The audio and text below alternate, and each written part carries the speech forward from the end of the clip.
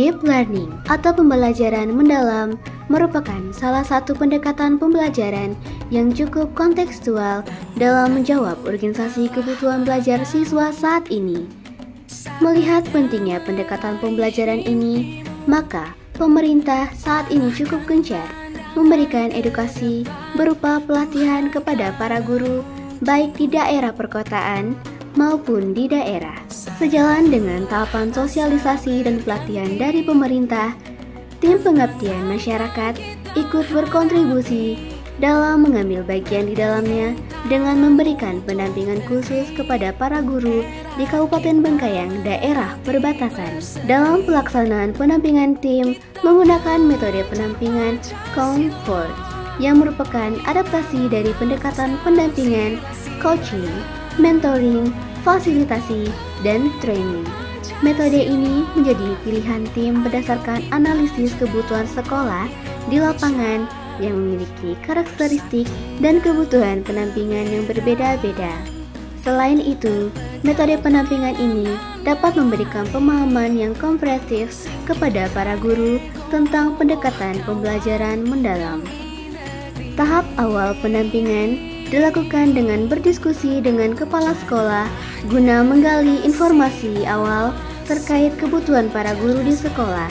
Bagi tim, tahap ini sangat penting dilakukan untuk menjadi kebutuhan real para guru di sekolah dengan pemetaan pendampingan yang tepat untuk di lapangan. Dari hasil diskusi dengan kepala sekolah, kemudian dilakukan pemetaan dan melakukan pendampingan.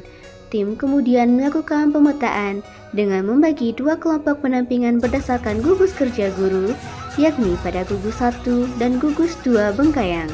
Pada kedua gugus kerja guru tersebut, tim melihat ada kesamaan dalam kebutuhan pendampingan.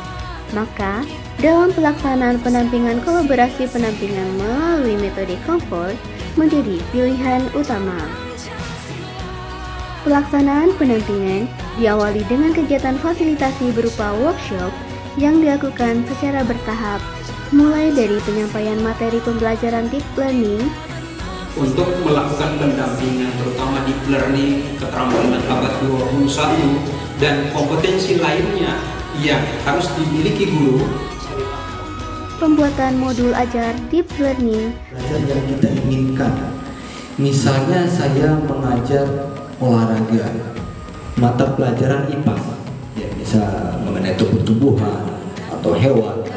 Kita mendesainnya bagaimana siswa itu dia melek, dia lebih tertarik, lebih punya. Sampai pada praktik implementasi pemanfaatan teknologi dalam pembelajaran di ruang kelas.